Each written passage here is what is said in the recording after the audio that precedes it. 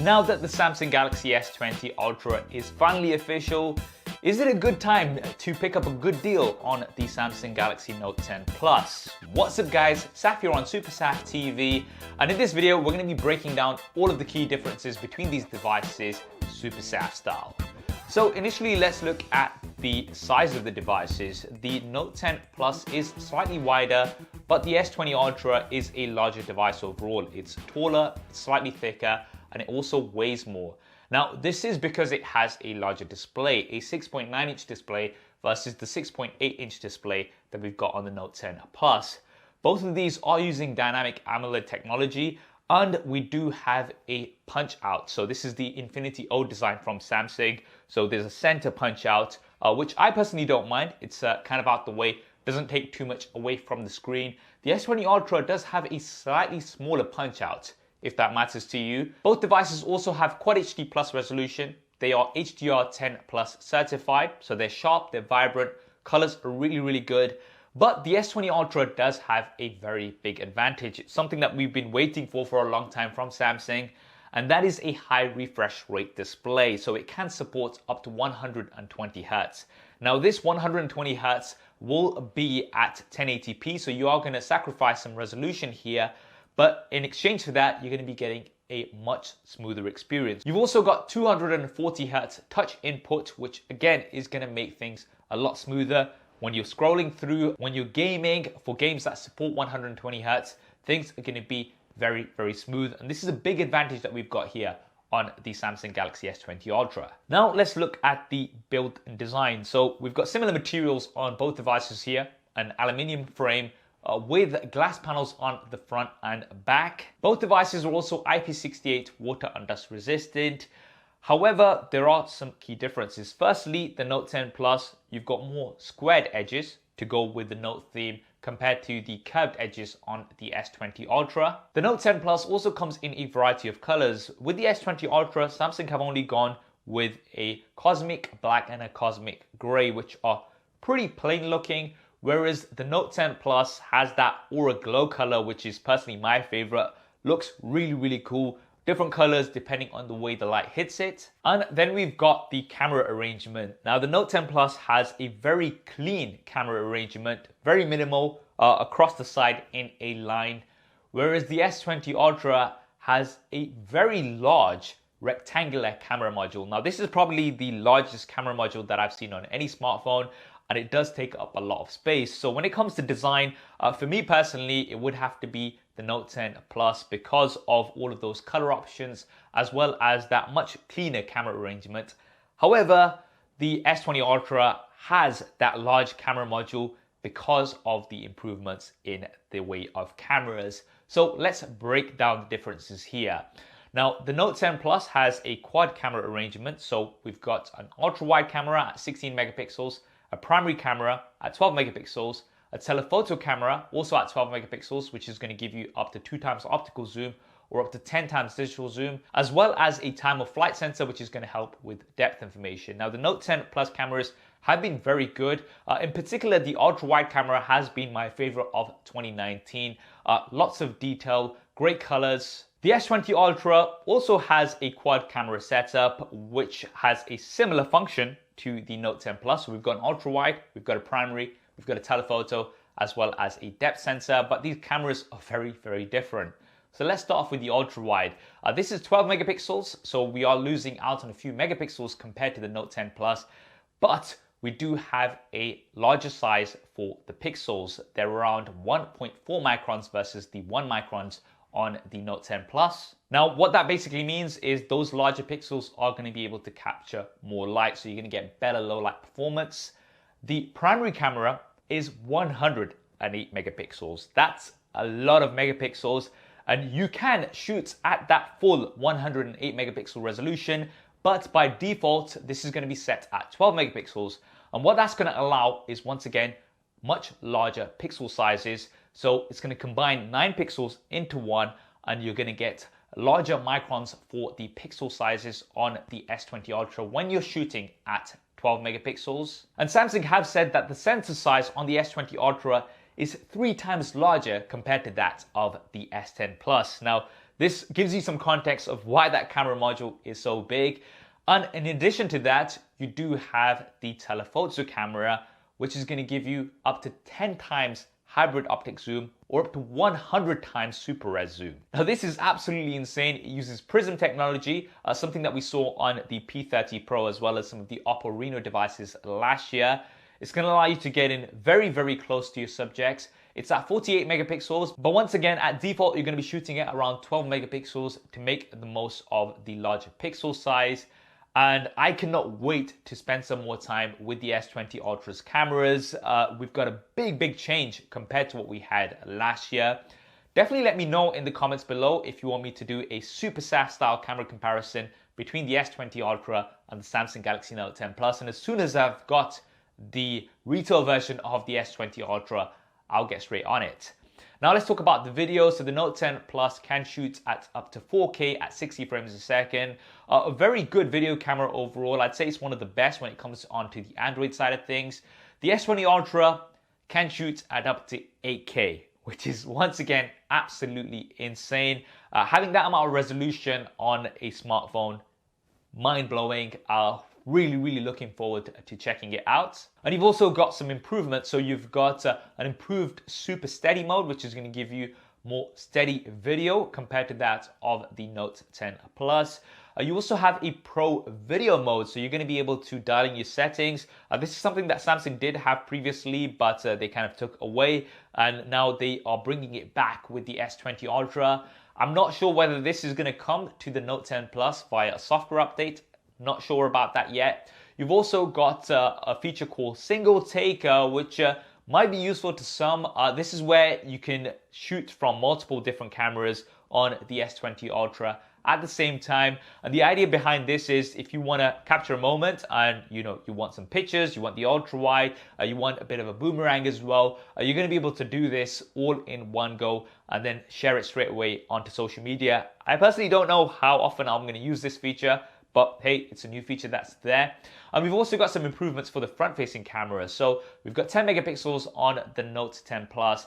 On the S20 Ultra, we've got up to 40 megapixels. Once again, at default, it's going to be at 10 megapixels to get the larger pixel sizes and get better low light performance. But if you did want to shoot at the full 40 megapixels and get all of the details of your pores, then you can do that here on the S20 Ultra. And the S20 Ultra can also film at up to 4K at 60 frames a second from the front-facing camera, whereas the Note 10 Plus has a max of 4K at up to 30 frames a second. Now let's talk about the internals because we've got some major improvements here. The Note 10 Plus comes with either the Qualcomm Snapdragon 855 chipset or the Samsung Exynos 9820. The S20 Ultra being a 2020 device, one of the first devices this year with the Qualcomm Snapdragon 865 chipset or the Samsung Exynos 990 series. Now, which one of these chipsets you get is going to vary depending on your region, but the S20 Ultra does come with the newer internals, so you're going to get improved performance, improved efficiency, as well as improved graphics. Now for RAM, both of these do come with 12 gigabytes of RAM as a base. The S20 Ultra, however, does have a 16 gigabyte of RAM option available, which is absolutely crazy. And for the software, both of these do have Android version 10. The Note 10 Plus, mine is now updated to Android 10. It did come with Android 9 initially. And we do have Samsung's One UI skin on top. Now, there are some new features that we've got here on the S20 Ultra, which I'm not sure if they are also going to be coming on to the Note 10 Plus or not. One of these is Quick Share. This is Samsung's version of AirDrop, shall we say. It's going to allow you to quickly and easily share files between Galaxy devices. I believe this should hopefully come to the Note 10 Plus, but we also have the ability to quick launch up to 5 apps on the S20 Ultra. This is really going to be taking advantage of that RAM. And this way, if you're gaming and you want to kind of like leave it there, go away, you're not going to have to worry about the RAM management closing that down. If it's one of your 5 quick launch apps, that's going to stay there. And if you are somebody who likes to multitask a lot, then this is going to be a big advantage here on the S20 Ultra. I'm not sure if this is going to be coming down on to the Note 10 Plus. I think this is unlikely because it's also going to be using a lot of the newer processing power too. Now, for the storage, the Note 10 Plus actually comes with a higher base version of 256 gigabytes versus the base of 128 gigabytes on the S20 Ultra. So this is actually an advantage that we've got here on the Note 10 Plus. Both devices are available in a 512 gigabyte variant as well. Both also have support for a micro SD card. So it's quite interesting that Samsung is still holding on to the micro SD card slot. And if you do want to expand your storage, you can get up to a terabyte on a micro SD card and increase the storage on these, which is really, really great to have. Both of these also support UFS 3.0 storage. So you've got some very fast storage on both of these. Now, one advantage that the Note 10 Plus has, which the S20 Ultra does not, and pretty much no other device out there has, is the S Pen. And this, if you need a stylus for your smartphone, the Note is the device to get. It works really, really well, and it's in particular very useful for things like signing documents, editing images, just getting that precision which you just cannot get with your finger. The S Pen on the Note 10 Plus can also be used remotely, which is very useful in lots of situations. One situation where I find it particularly useful is to use the button on the S Pen as a remote trigger for taking images. Lots of uses for that. There's also air actions, which I personally don't really use. That's where you can wave your S Pen around to switch between modes and things like that. But nevertheless, the S Pen is a very, very useful feature. It's something that I don't use all the time, but when I do use it, I'm so glad that it's there. Now, for security, both devices have an ultrasonic in-display fingerprint sensor, which works really well. Samsung didn't go for the new 3D Sonic Max fingerprint sensor that comes from Qualcomm. Maybe they're going to be going with that for the Note 20, who knows? And for audio, both devices do have stereo speakers tuned by AKG, but neither of them have a 3.5mm jack. This is something that I guess people are just gonna have to get used to. You do, however, get some USB Type-C AKG earphones out of the box with both devices, which is really cool. And for the batteries, the Note 10 Plus has a 4300 mAh battery, which has been pretty good generally in my experience. The S20 Ultra comes with a massive 5000 mAh battery. Now, I'm gonna have to spend some more time with the S20 Ultra to see how good the battery life is. Because of the high refresh rate screen, I'm not sure how much of an impact that's gonna have on the battery life of the S20 Ultra. Now, both devices can support up to 45 watt fast charging.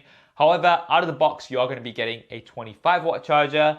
This still does charge the devices very, very fast, but if you do wanna get the ultra fast speeds, you are going to have to buy that separately. And both devices also have support for fast wireless charging as well as wireless power share. This is reverse wireless charging, where you're going to be able to charge other devices such as the smartphones as well as, say, your Galaxy Buds on your Samsung devices just by placing them on the back. Now let's talk about connectivity. So the Note 10 Plus, you can buy in a 4G variant or a 5G variant as well.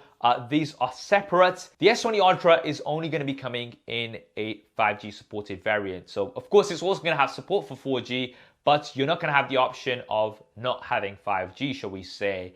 And this is quite interesting. Samsung really seem to be pushing on 5G. And this no doubt also has an impact on price. So the S20 Ultra, of course, is coming in higher compared to the Note 10 Plus. And I've been having a look around for the Note 10 Plus. For the 5G version, you're looking at around about £1,000 or around $1,000 to $1,100 right now. This price is no doubt going to be coming down.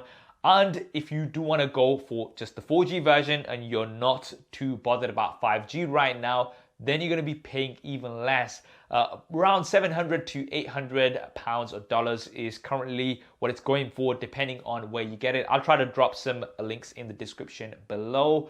So you are going to be saving quite a bit of money if you go for the Note 10 Plus as opposed to the S20 Ultra. So if you ask me, is it worth spending the extra money on the S20 Ultra? Well, for somebody who's a tech enthusiast, I would say it is. You are getting a much better display with that high refresh rate, as well as the higher touch input, the improved internals, the improved cameras. I think this is the biggest jump up in cameras that we've had on a Samsung device in a very, very long time. However, if you want to save a bit of money, and you want a really good device, then the Note 10 Plus is still a very, very capable smartphone. And if you're somebody who likes the S Pen, then you're not going to find that experience anywhere else. And as the S20 Ultra starts coming into stores, no doubt the Note 10 Plus is going to drop further in price, and you might just be able to pick up a very, very good deal. That's what I think anyway. What do you guys think? Definitely drop me a comment below and let me know your thoughts. I hope you enjoyed this video and found it useful. If you did, then do hit that thumbs up button for me. And if you want to see lots of coverage with the S20 Ultra, super SaaS style, then be sure to subscribe and hit that bell icon if you haven't already. Thanks for watching. This is Saf on Super Saf TV, and I'll see you next time.